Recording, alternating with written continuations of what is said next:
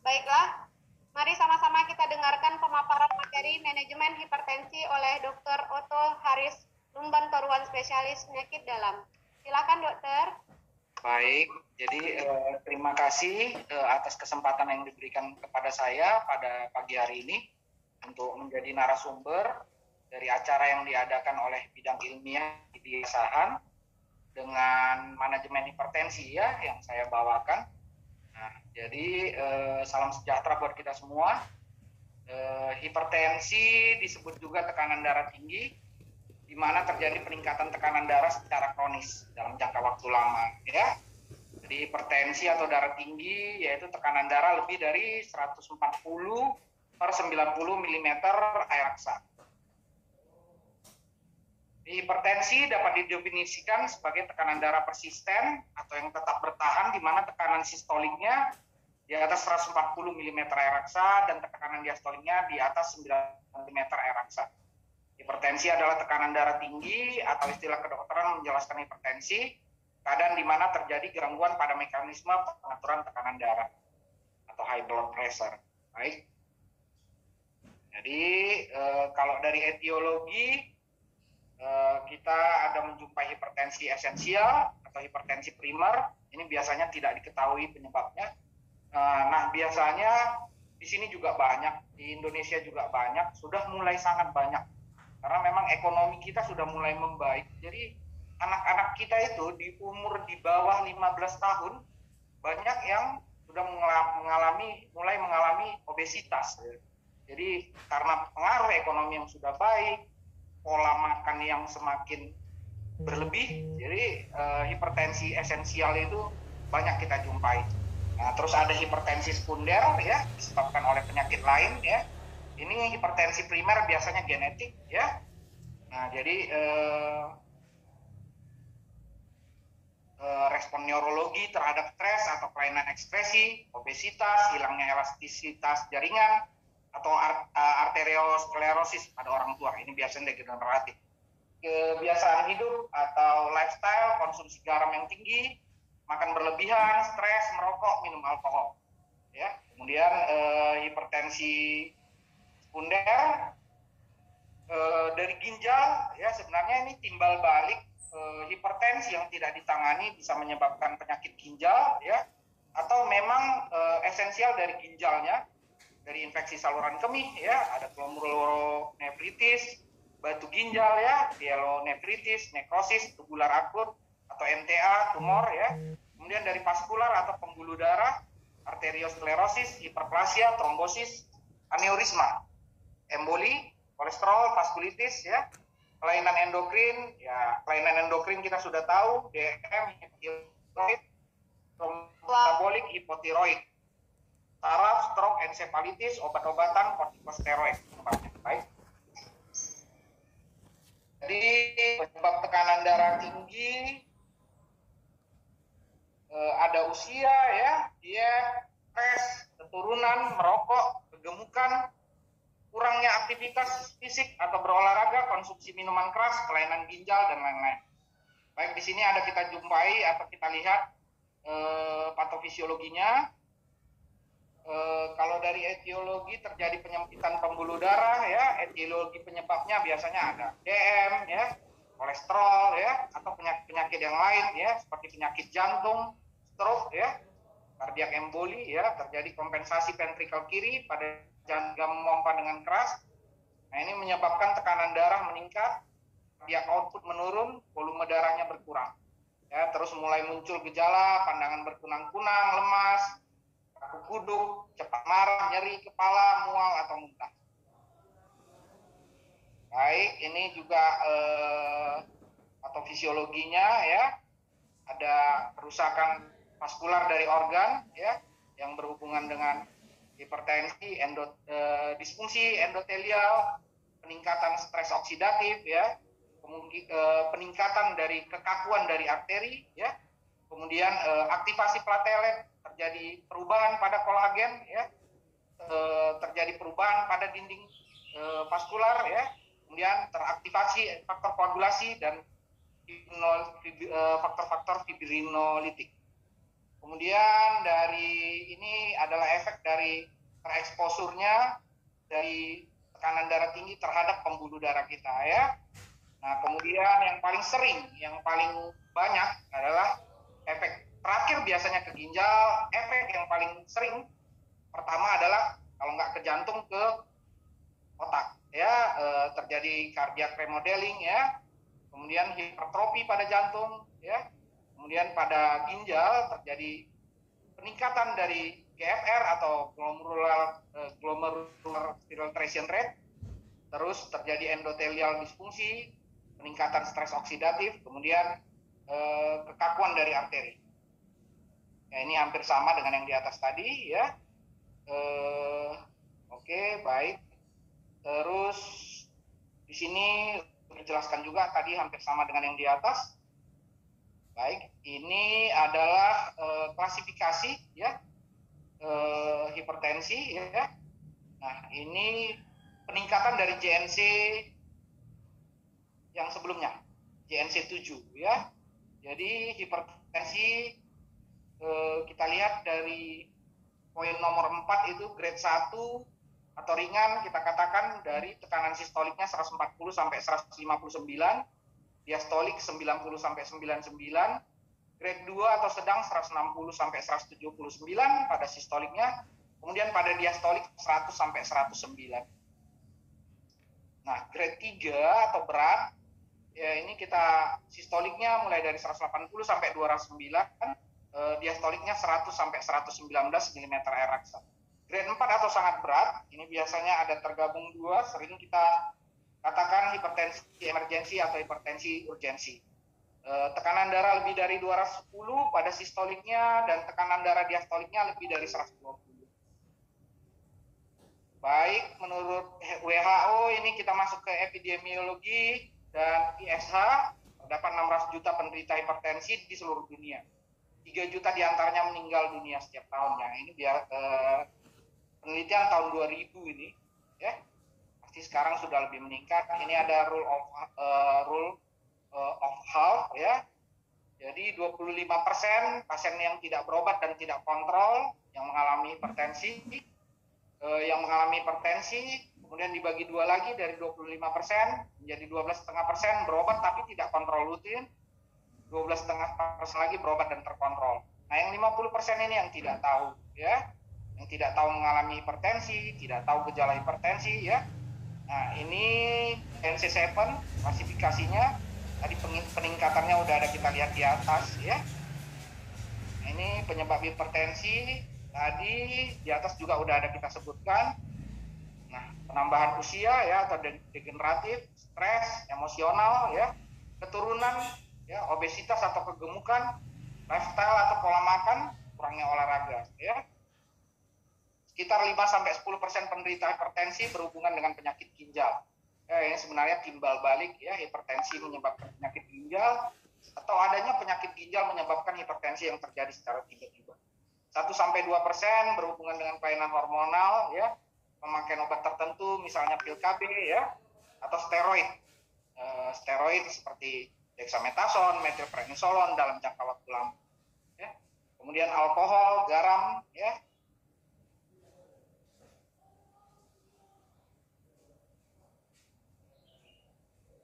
Baik, gejala hipertensi pada sebagian penderita. Nah, ini yang 50% yang tidak tahu itu biasanya gejala-gejalanya dianggap biasa saja ya. Nah, namun ada gejala-gejala yang memang spesifik ya. Nah, mengalami gejala bila hipertensinya telah menahun. Jadi artinya di tahap awal orang sering sakit kepala atau tengkuknya terasa berat, ya badannya pegal-pegal, ya mungkin dia menganggap ya mungkin karena faktor pekerjaan, terlalu capek, tidak tidur ya. Karena sebenarnya timbal balik ya. Kalau di kita ya sering biasanya dibawa istirahat atau minum obat-obat dari kedai ya, obat anti nyeri ya, obat steroid, kemudian dibawa berkusuk ya, udah hilang gejalanya, tapi tidak dilakukan pemeriksaan ya. Jadi timbul gejala ini sakit kepala, kelelahan, jantung berdebar, mual, muntah ya. Nah, pada tahap lanjut biasanya kalau sudah terlihat ya, dari jantung bisa terjadi sesak napas ya, gelisah, pandangan kabur, telinga berdenging, sering buang air kecil, Nah, ini biasanya penurunan kesadaran biasanya sudah tahap lanjut, sudah melibatkan lebih dari dua organ, ya, jantung, ya, paru, ginjal atau stroke. Jadi untuk pencegahan yang pertama itu selalu mengurangi asupan garam ke dalam tubuh, ya. Tapi untuk kita di bagian penyakit dalam ini memang sebenarnya tujuan utama kita ya tetap karena kita menganggap selalu gangguannya di arteri renalis yang pertama ya. Nah, jadi kalau dari penelitian dulu-dulu kita belajar fisiologi, patofisiologi ya. Ya biasanya arteri renalisnya kalau di rem atau diikat biasanya tekanan darahnya akan meningkat. Jadi ini sangat berhubungan dengan asupan garam ke dalam tubuh kita ya atau sodium potasium ya. Sehingga mengurangi asupan garam kita harapkan akan mengurangi tekanan darah tinggi ya. Kemudian kita hindari makanan yang kolesterol ya, ciptakan keadaan yang rileks ya. Ini agak susah ya, kontrol emosi, tidak mudah marah. Ini biasanya kita berhubungan dengan kalau sekarang itu dengan bagian psikiatri ya, anger management ya. Nah, tapi tidak di semua tempat pula ada ya. Melakukan olahraga rutin ya, jalan cepat selama 34 sampai 45 menit sebanyak 3 sampai 4 kali seminggu. Ya, kemudian berhenti merokok ya, hindari konsumsi alkohol. Nah, kemudian kita masuk ke cara penanggulangan ya. Penanggulangan hipertensi secara garis besarnya ya dibagi menjadi dua ya. Kita rata-rata sudah tahu kita dapat pelajaran hipertensi pada saat pendidikan dokter umum ya. Yang pertama itu ada pengobatan secara farmakologis ya. Kemudian ada pengobatan secara non farmakologis ya. Nah, ini secara non farmakologis ya, pengaturan diet ya, rendah garam, konsumsi banyak buah, rendah kolesterol, tidak minum alkohol ya. Olahraga teratur minimal 30 menit sehari. Kemudian penurunan berat badan. Nah, ini penurunan berat badan kalau kita sudah lewat parubaya biasanya di atas 40 tahun agak sangat sulit. Nah, inilah yang banyak kita temukan pada pasien-pasien saraf, jantung, ya, kemudian pasien-pasien ginjal hipertensi, pasien penyakit dalam. Biasanya kalau sudah melewati parubaya, nah pasien-pasien dengan obesitas itu malah sangat sulit sekali, karena memang sudah terjadi kekakuan atau degeneratif sel, sehingga penurunan berat badannya itu sangat sulit sekali ya. Jadi obat-obat hipertensi yang biasa kita pakai itu sebenarnya gampang ya. Ada yang kita pakai biasanya S inhibitor, beta blocker ya, calcium channel blocker, diuretik atau biasa kita singkat ABCD ya. Di sini ada tertulis thiazid, beta blocker, kombinasi alpha dan beta blocker, calcium channel blocker, S inhibitor, ARB dan vasodilator seperti hidralazid. Baik, jadi ini yang penanganan yang biasa kita pakai di poli penyakit dalam ya. Jadi apabila hipertensi, karena seringnya biasanya orang berobat hipertensi setelah bertahun-tahun, jarang orang berobat hipertensi kalau kalau belum ada keluhan kepada organ lain. Nah, jadi hipertensi esensial itu walaupun sekarang banyak kita temukan, biasanya pasien sudah berobat, dia sudah pucat, umur-umur sekitar 20 tahun, 18 sampai 25 tahun. Nah, biasanya dia sudah pucat, sudah mulai ada gangguan ginjal, sesak napas dengan obesitas ya. Jadi ini yang masih kita pakai untuk penyakit dalam selalu umur di bawah 55 tahun, yaitu sekitar mulai terjadinya resiko itu sekitar umur 35 ke atas ya. Jadi umur 55 tahun ini yang kita pakai biasanya obat-obatan golongan A ya, S inhibitor atau angiotensin 2 ya, reseptor blocker atau ARB ya. Kemudian pada pasien-pasien yang lebih dari 55 tahun, nah ini kita ambil penelitian selalu dari luar negeri karena tetap kita mengikuti WHO ya, orang-orang dengan kulit berwarna ya, kita pakai yang golongan C, calcium channel blocker ya. Nah kemudian biasanya kalau tetap tidak tertangani pada masing-masing umur, biasanya kita gabungkan lebih dari satu obat anti hipertensi ya. Nah bisa kita gabungkan S inhibitor ya, atau calcium channel blocker. Nah, kalau tetap tidak tertangani juga kita masuk ke tahap 3, kita pakai dengan 3 obat hipertensi. Biasanya kita tambahkan dengan diuretik. Ya. Walaupun sebenarnya pada kenyataannya kita di lapangan itu terkadang kita sudah memakai diuretik diuretik duluan yang kita pakai ya, bukan es. Es sekarang sudah agak jarang walaupun masih tetap ada ya. Nah, captopril, ramipril itu es yang sering kita pakai diuretik itu furosemid, spironolakton ya, hidroklorotiazid ya. Setelah ini pasien-pasien kalau kontrol tetap tinggi juga, kita sudah pakai 3 regimen pengobatan dengan diuretik. Nah, tentunya biasanya kan ini sudah masuk hipertensi urgensi atau emergensi.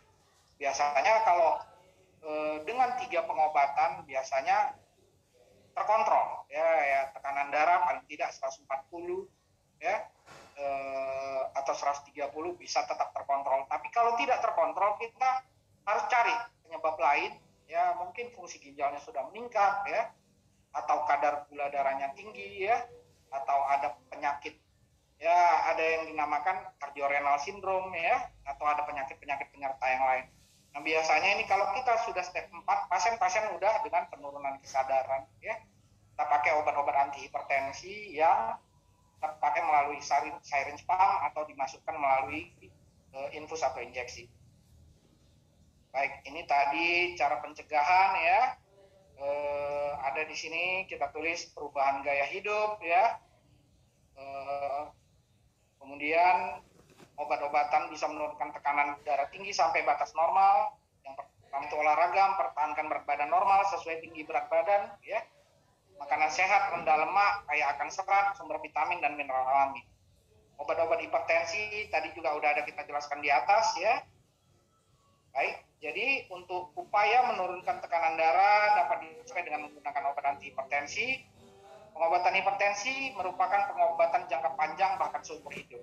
Nah, jadi sering biasanya kita jumpa ya, baik di praktek pribadi, di puskesmas, atau di poli, atau di rawat inap, pasien-pasien yang baru pertama sekali mengalami atau baru tahu dia mengalami hipertensi dan dia langsung mengalami rawat inap atau poli, ya, biasanya dia akan tekanannya selalu kata-kata ya, dia biasanya yang paling sering pasien-pasien kita di Indonesia, dia tanya, "Dok, kalau saya makan obat hipertensi ini apa jadi ketergantungan?" Nah, itu yang paling sering, serupa dengan penyakit DM ya, atau penyakit-penyakit jantung ya, penyakit ya, stroke ya.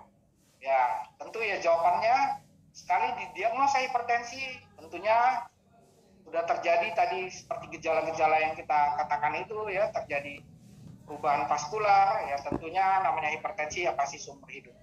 Dan obat akan tetap dimakan seumur hidup, cuma ada dosis pengobatan untuk menurunkan, ada dosis maintenance untuk sehari-hari ya.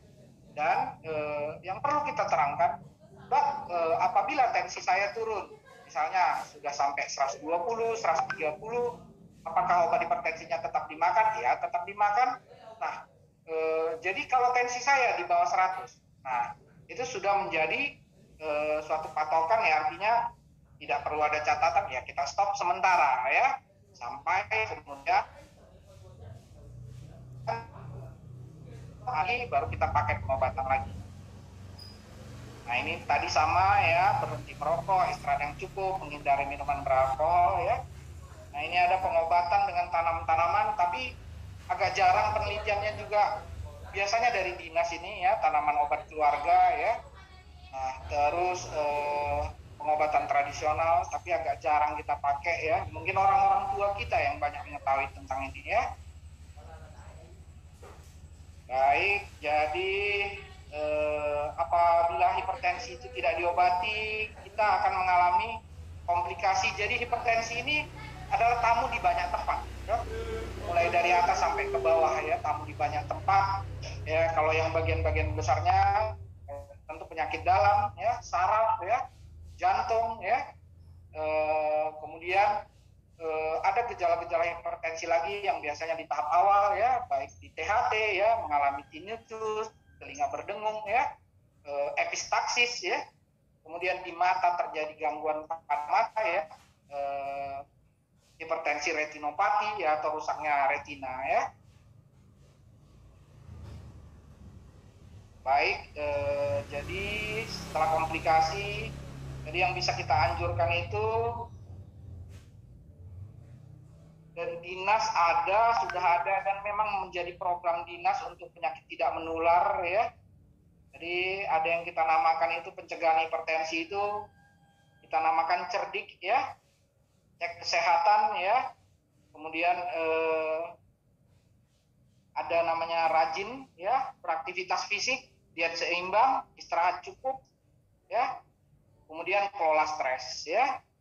Kemudian kendalikan hipertensi dengan patuh ya, periksa kesehatan secara rutin, ikuti anjuran dokter. Atasi penyakit dengan pengobatan yang tepat dan teratur. Tetap diet dengan gizi seimbang, upayakan aktivitas fisik dengan aman. Hindari asap rokok, alkohol, dan zat karsinogenik lainnya. Baik, saya rasa itu aja ya. Ini sesi tanya jawab ya. Oke, baik. Terima kasih dok atas pemaparannya saya ya sampaikan dokter. ke moderator ya.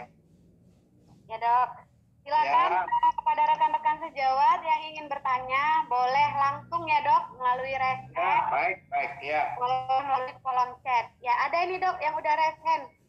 Dokter Yasin, silakan dokter. Halo, selamat pagi menjelang siang ya. Iya, baik. Iya dokter. Dokter, saya mau tanya ini. Sekarang ini kan dalam pengelolaan darah tinggi, pasien sering mengkonsumsi kopi. Nah, ya kan ada pro dan kontra. Ada dokter yang menganjurkan minum kopi tidak apa-apa. Ada yang menolak. Ya, dokter.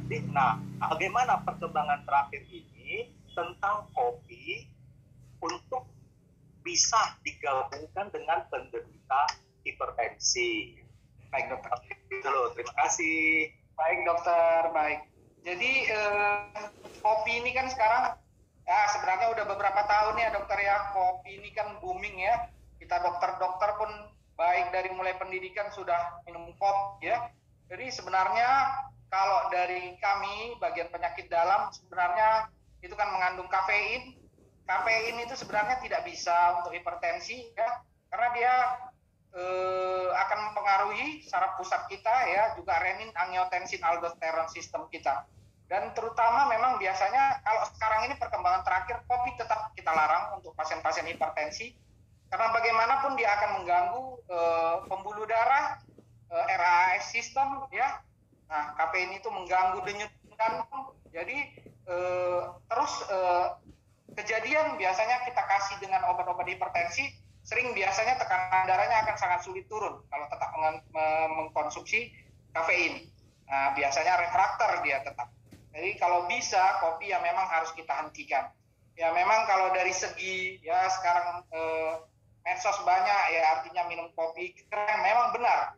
Ya kalau kopinya ya artinya tidak ada sekarang kopi berjenis-jenis. Ya kalau dulu yang kita tahu hanya kopi hitam. Nah, kalau sekarang banyak yang sudah bercampur dengan ya artinya dicampur dari pabrik ya dengan zat-zat yang lain seperti susu ya atau kopi luwak atau segala macam. Jadi memang untuk yang sekarang ini kita anjurkan kalau bisa, apalagi sudah ada gangguan organ, memang kopi kalau bisa kita tidak anjurkan lagi untuk dikonsumsi. Jadi ya serupa dengan merokok, nikotin ya, sama juga dia memberikan efek kepada saraf pusat. Jadi mau nggak mau ya kita harus anjurkan pasien untuk stop mengkonsumsi kopi. Saya rasa begitu saja dokter. Baik, saya serahkan kepada moderator. Baik, Dokter Yasin, apakah jawaban dari Dokter Otto sudah cukup jelas, Dok? Ya, cukup. Terima kasih, dokter. Ya, sama-sama dokter, sama-sama. Baik, Dok. Kita lanjut ya, Dok. Banyak pertanyaan yang masuk ke kolom komentar ini, Dok. Dari Dokter Kurnia Mahleni. Izin bertanya, Dok, bagaimana cara mengkonsumsi garam agar terhindar dari hipertensi? Apakah dengan menggunakan garam meja? Garam meja tidak dimasak garamnya. Bisa menghindari tensi naik untuk penderita hipertensi. Terima kasih, Dok. Nah, jadi artinya di sini garam walaupun menjadi tingkat pertama untuk pencegahan kita terhadap hipertensi, tadi belum saya terangkan ya, mungkin Ya, saya berpikir memang pasti ada yang menanyakan mengenai garam. Nah, ini menjadi kesulitan bagi kita karena memang dari kecil kita sudah artinya dari ibu kita sudah mengkonsumsi garam. Ya, selain ya artinya untuk menambah rasa terhadap makanan ya. Dari kecil kita memang sudah terpapar dengan garam. Jadi di sini artinya ya dengan garam meja ya nggak ada masalah. Cuma porsinya yang kita kurangi. Artinya kita yang biasanya tertentu ya, tapi sekarang ya di Indonesia rata-rata semua udah tahu garam ya. Orang Batak, orang Padang, orang Tionghoa ya, orang Melayu itu kalau nggak asin rasanya makanan kurang puas. Nah, jadi di sini maksudnya bukan artinya kita tidak masak pakai garam. Nah, karena ini sering kesulitan di kita pasien kalau sudah mengalami gangguan elektrolit atau pasien-pasien yang sudah mengalami cuci darah biasanya contohnya. Sering itu gangguan elektrolit atau sudah terjadi sindrom metabolik.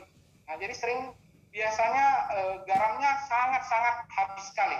Nah, dulunya pada kita bagian penyakit dalam, biasanya ini kita diet sama sekali tidak ada garam. Nah, baru bermunculan masalah semua, ya elektrolit pasien berkurang semua.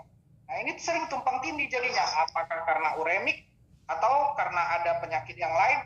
Ternyata karena memang garamnya turun, penurunan kesadaran, natriumnya turun, kaliumnya turun, ya pasien pasti penurunan kesadaran. Nah, jadi tetap sekarang tetap kita anjurkan pakai garam untuk supaya tidak terjadi kepada efek-efek yang lain, karena kita harus ingat garam ini banyak sekali pengaruhnya terhadap tubuh kita. Dia merupakan energi untuk jantung, energi untuk otak, untuk otot. Nah, jadi kalau sama sekali tanpa garam juga bermasalah juga. Artinya karena memang genetik kita sudah dirubah dari dulu-dulunya karena garam ini gitu. Jadi sudah terbiasa tubuh kita dengan garam. Jadi artinya porsinya yang dikurangi. Ya mungkin artinya jangan terlalu asin ya, tapi tetap walaupun ya pada pasien-pasien yang biasanya sudah mengalami gangguan organ atau hipertensi yang lama, biasanya dia akan selalu mengatakan itu tidak terasa garamnya ya, tapi bukan berarti tidak dikasih garam, tetap kita pakai garam untuk menjaga supaya jangan terjadi elektrolit imbalance, cuma ya porsinya sangat dikurangi. Di sini perlunya tadi juga belum saya jelaskan, biasanya kita berhubungan dengan bagian gizi untuk menghitung berat badan, kebutuhan garamnya ya, kebutuhan kalorinya. Ya memang di Indonesia ya sangat jarang kita ya, kalau di luar negeri mereka sudah pakai artinya bagian pengelolaan gizi yang baik. Jadi setiap pasien itu akan ada konsultasi gizi. Ya bahkan kita dokter sendiri, saya sendiri tidak menguasai sekali gitu. Ya artinya dikurangi ya berapa porsi, apakah dihitung dari berat badannya gitu. Ya tetap ya kita harus menanya ke bagian gizi gitu. Tapi bukan berarti tidak pakai garam. Oke, baik dokter. Intinya yang sedang-sedang saja lah garamnya gitu ya. Iya, apa sih istilahnya sekarang ya? Kalau ada manis-manis jambu, apa ada asin-asin jambu? Asin-asin jambu ya dok. Ya, baik. Baik dokter, kita lanjut ya dok. Ya lanjut ya. Dari dokter Ade nih dok, apakah dengan pemberian diuretik, pasien tidak perlu dikontrol dengan pemeriksaan lab, terutama fungsi ginjal, gitu dok? Ya. Silakan dok. Baik. Ya, jadi pemberian diuretik itu termasuk, makanya tadi saya bilang kadang kita tidak mengikuti ABCD untuk pengobatan hipertensi, karena yang banyak itu baik di puskesmas, praktek pribadi kita ya, atau di poli. Waktu saya dulu di puskesmas itu diuretik itu terbuang-buang, ACT, furosemid, spironolakton ya, memang sangat banyak. Jadi memang biasa yang pertama kita pakai itu adalah diuretik. Nah, cuma diuretik ini kerjanya cepat, terutama furosemid ya. Furosemid itu dia boros kalium, boros elektrolit, dia akan buang semuanya. Nah, jadi pasti dengan elektrolit yang kurang itu ya, yang kita takutkan adalah penurunan kesadaran. Tentu ya kita perlu periksa lab. Nah, jadi terus satu lagi biasanya fungsi ginjal ya tetap kita cek, dan memang harus tetap kita cek apalagi udah hipertensi menahun ya. Nah, karena sangat besar pengaruhnya ya diuretik ini kepada ginjal gitu. Nah, satu biasanya kita pakai selain untuk menurunkan tekanan darah yang bandel ya, juga untuk Satu lagi kalau untuk ginjal itu adalah untuk menjaga supaya tetap UOP-nya ada keluaran. Gitu. Walaupun sebenarnya kalau dia sudah jelek ginjalnya, UOP-nya akan semakin sedikit. Nah, satu lagi ya paling yang kita pakai dokter-dokter jantung juga atau dokter saraf juga memakai diuretik itu untuk supaya menjaga jangan terjadi kelebihan overload cairan biasanya. Jadi ya tetap harus kita periksa ya. Tapi biasanya yang kita utamakan kalau pemeriksaan lab, biasanya kalau RFT asam urat, kalau saya apalagi ini dokter Adi sama kami di rumah sakit umum, biasanya saya akan cekkan semuanya gitu. Terutama biasanya elektrolit yang paling sering saya minta, apalagi pasien dengan diuretik. Nah, biasanya kalau ginjal itu tahap awal kita sudah tahu terjadi peningkatan atau enggak gitu.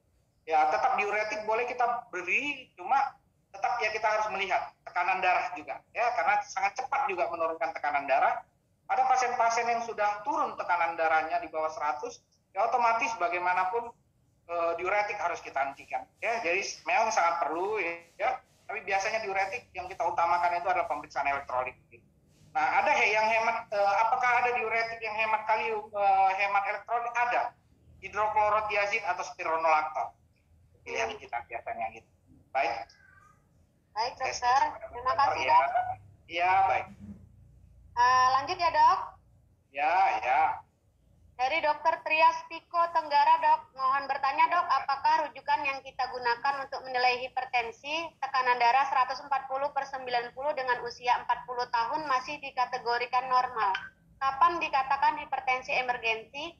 Dan apakah yang harus dilakukan dokter umum jika menemukan pasien tersebut di praktek? Begitu dokter, silakan dok. Baik, jadi 140 ya tadi tekanan darahnya usia 40 ya dokter. Ya, terus tekanan darah 140 ya. Iya dok.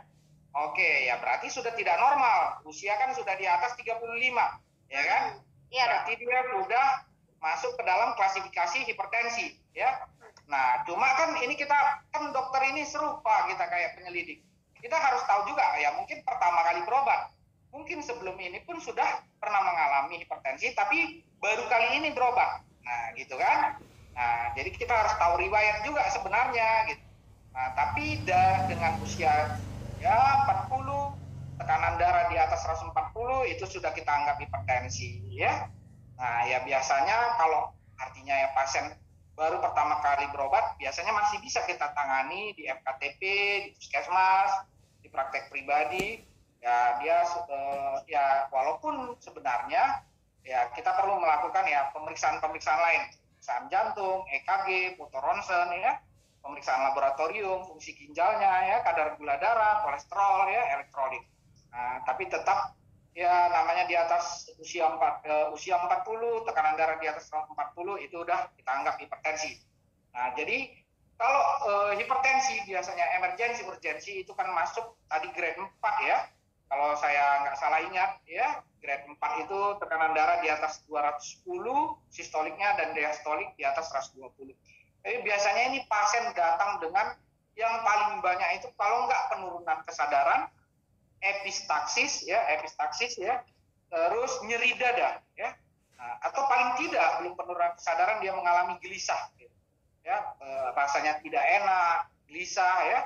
Nah, kalau udah penurunan kesadaran, tekanan darah lebih dari di atas 210, agak sulit kita mengobatinya ya. Biasanya kalau masih grade 2, grade 3 ya itu masih bisa, pasien masih sadar, masih bisa kita berikan captopril.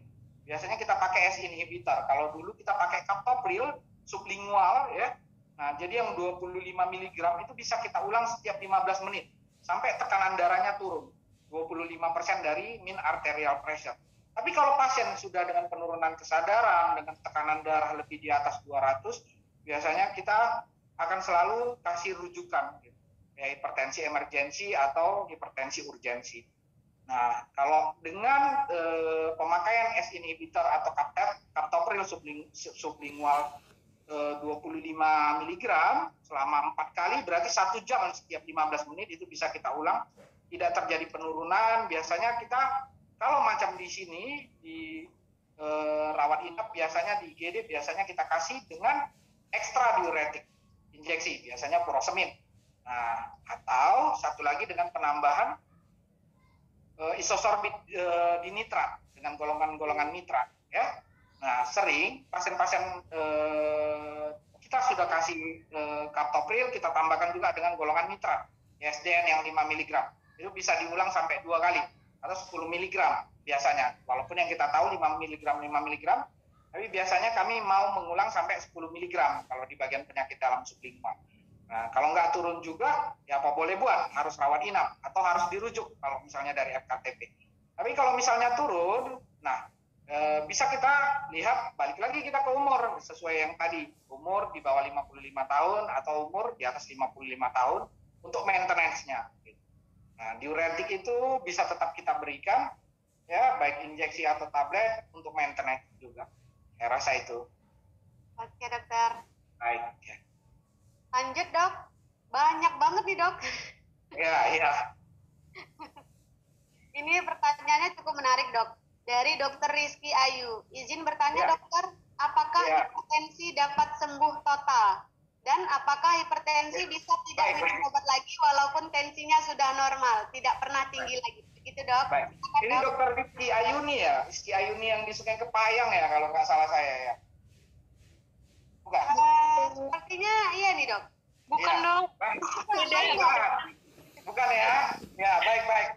Sama mungkin ya. Baik, jadi tadi di atas sudah kita katakan nggak apa-apa, nggak usah apa dengan pertanyaannya ya. Semua pertanyaan itu baik ya. Jadi cuma di atas tadi udah kita katakan namanya hipertensi itu adalah seumur hidup. Nah itu, jadi walaupun tensinya normal, dokter Rizky, artinya kita tetap memberikan pengobatan maintenance. Biasanya yang paling sering kalau misalnya kita di puskesmas atau di praktek pribadi atau di FKTP biasanya kita pakai sering, kalau nggak amlodipin, dulu valsartan ya. Valsartan sudah sempat dilarang, sekarang kita sering pakai kandesartan atau telmisartan. Dan saya mau mengingatkan di sini, valsartan sebenarnya masih tetap dipakai. Kemarin udah dicabut ya larangannya, cuma udah jarang memang di lapangan saya lihat pemakaiannya. Tetap dipakai, jadi hipertensi itu tetap seumur hidup ya. Kita katakan tetap seumur hidup, sekali hipertensi adalah hipertensi. Nah, jadi mungkin dia terjadi perbaikan tensi dengan mengkonsumsi obat-obat hipertensi, dia bisa mengelola stresnya, olahraga rutin, olahraga ringan rutin ya, dia menghentikan semua kebiasaan makan yang buruk, dia menghentikan merokok atau kolesterol, tapi bukan berarti tidak bisa naik lagi. Yang paling sering biasanya berhubungan kita dengan psikiatri atau bagian psikosomatik. Nah ini berhubungan dengan stres biasanya. Begitu dia stres naik lagi tensinya. Nah, jadi tetap kita ada dosis maintenance, biasanya amlodipin itu kita kasih 1 kali 5 mg ya, atau dengan kandesartan biasanya dosis yang paling kecil itu 4 mg kita pakai ya, atau boleh kita coba dengan hanya diuretik saja. Cuma diuretik ini sering mengganggu pada orang tua, dia kencing-kencing terus itu keluhannya ya. Nah, kita stop obat hipertensi dokter Rizky biasanya kalau dia bukan tekanan darahnya 120, tapi kalau udah di bawah 100 otomatis kita stop. Nah, untuk pada saat itu. Nah, ketika tensinya nanti biasanya sesudah kita stop obat hipertensi, dia akan rebound, naik lagi. Nah, malah nggak normal dia, bukan 120, malah naik jadi 140 atau 150. Nah, kita balik lagi pakai obat hipertensi. Tapi memang kalau sudah di bawah 100 atau kalau kita ya agak sulit memang alasan pada pasien-pasien kita ya. Nah, sering masalahnya kita suruh dia makan 5 mg. Nah, sering di poli itu saya jumpai malah 2 kali sehari dimakan 10 mg. Nah, padahal dosis maksimal itu obat hipertensi kalau amlodipin dia biasanya 1 kali 10 mg. Atau kita gabung dengan obat lain kalau nggak turun. Nah, ini amlodipinnya sendiri dimakan 2 kali 10 mg. Oh, udah cemana, tensinya juga nggak turun juga, udah dimakan 2 kali 10. Nah, gitu. Ya, jadi tetap kita pakai obat hipertensi, tapi dengan dosis maintenance, gitu. Ya, atau paling tidak kita tukar dengan diuretik, ya, spironolakton atau HCT. Oke, dokter. Ya, ya. Jawaban dokter sekaligus menjawab pertanyaan dokter Putri Sumadewi. Apabila pasien sudah diterapi dengan obat hipertensi, ternyata tekanan darah sudah mencapai 100, maka diberhentikan obat anti hipertensi sementara. Berapa lama diberhentikannya dok? Ya, udah terjawab ya dok? Ya, udah terjawab. Jadi, ya kan namanya hipertensi pasti dia melakukan pengukuran tekanan darah ya, Dokter Dewi tadi ya. Jadi ya setiap hari kan pasti kita akan ukur tekanan darahnya. Gitu. Jadi nggak ada jarak. Ya, itu dia naik lagi, kita mulai pakai lagi obat hipertensi. Jadi ya. Ya, Dokter. Ada pertanyaan dari teman-teman di FITP, Dokter, dari Dokter Dania Rahmi. Adakah kriteria memulai terapi farmakologi pada pasien, Dokter? Yang pertama, Dok. Yang kedua, ada pasien di PKM, Dokter, dengan tekanan darah 200/100. Sudah diterapi kombinasi captopril plus furosemid, namun tekanan darah belum turun. Apa yang harus dilakukan, Dok? Apakah harus segera dirujuk? Baik. Jadi kriteria untuk memulai terapi sebenarnya nggak ada, ya.